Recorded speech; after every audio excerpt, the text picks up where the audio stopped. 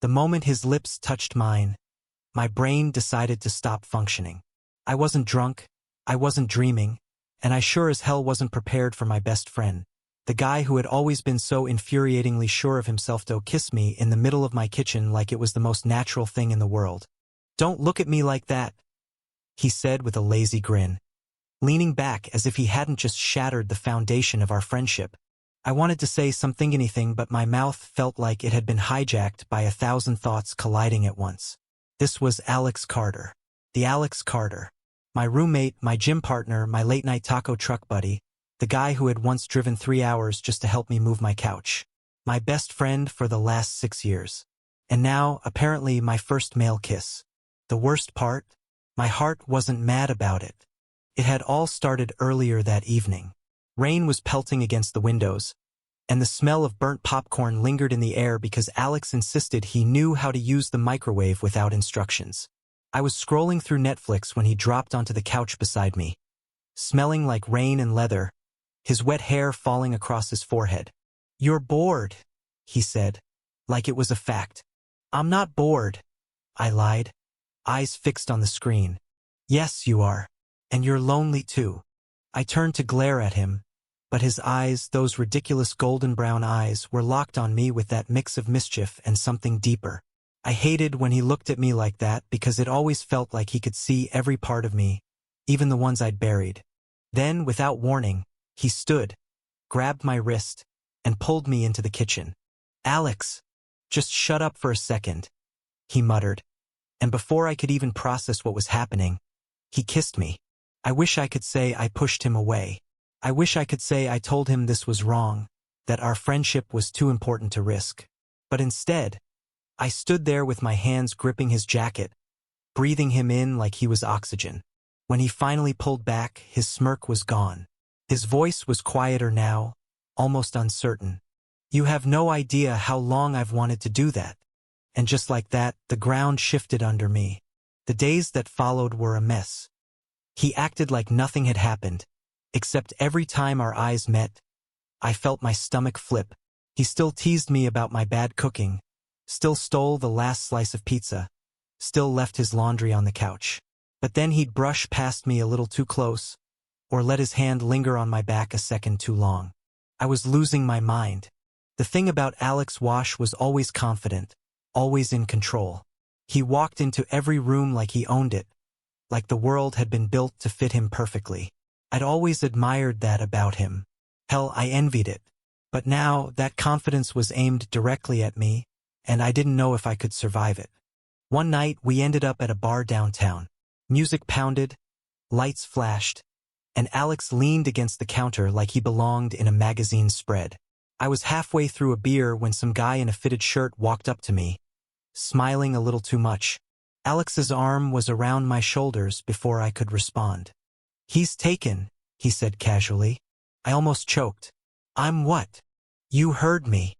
The guy backed off, muttering something under his breath, and I stared at Alex. "You can't just say stuff like that." He looked at me with that same intense gaze he'd had in my kitchen. "Why not? Unless you don't want it to be true." I hated him for making my heart race like that. I hated him even more for making me wish he meant it. 2 weeks later, everything boiled over. We were in the middle of an argument about, of all things, who was supposed to buy groceries. "You never take responsibility," I snapped. "And you never let anyone in," he shot back. I froze. What the hell is that supposed to mean? He stepped closer, his voice low but firm. "You hide, Liam. Behind sarcasm, behind your work, behind every excuse you can think of. But you can't hide from me. I know you. I've always known you." My chest felt tight. "Then why now? Why kiss me now?" "Because I couldn't stand watching you pretend anymore," he said, his eyes burning into mine. "And because I'm in love with you." The confession hit harder than the kiss. For a second, all I could hear was the sound of my own heartbeat. "You can't just drop that on me," I whispered. "Yes, I can," he said, "because it's the truth. And I'm done pretending it's not." I stared at him, at the way his jaw tightened, at the faint tremor in his hands. This wasn't the cocky, untouchable Alex I'd always known. This was someone raw, vulnerable, and terrified. And maybe that was what finally broke me. I stepped forward and kissed him hard. We didn't speak for a long moment after that. We didn't need to. His hands found my waist, mine tangled in his hair, and it felt like something in me had finally stopped fighting.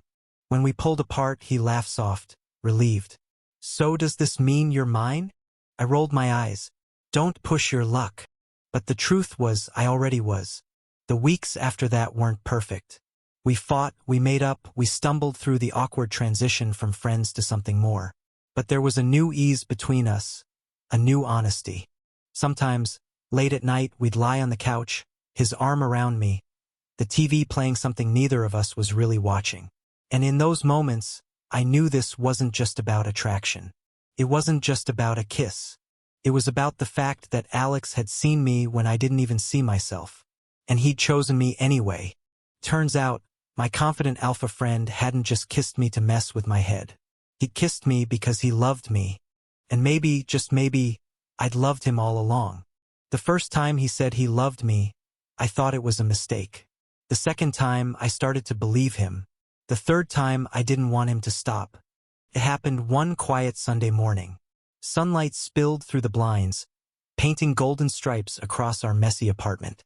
I was half asleep on the couch, wrapped in a blanket that smelled faintly of Alex's cologne. He came in from his run, hair damp with sweat, shirt clinging to his chest, grinning like an idiot. "Morning, sleepyhead," he teased, tossing me a bottle of water. I groaned, catching it. "Do you ever not look like you just walked out of a sports commercial? Do you ever stop pretending you don't like it?" He shot back, smirking as he dropped onto the couch beside me. I rolled my eyes, but my heart was already betraying me. He reached out, brushing a stray strand of hair from my forehead. The touch was so casual, so gentle, that it made my chest ache. "Liam," he said softly. "Yeah. I wasn't kidding, you know. That night in the kitchen, the bar. Every time I've looked at you like I was 1 second away from kissing you. I meant all of it." I swallowed hard, my throat suddenly dry. "I know." He tilted his head.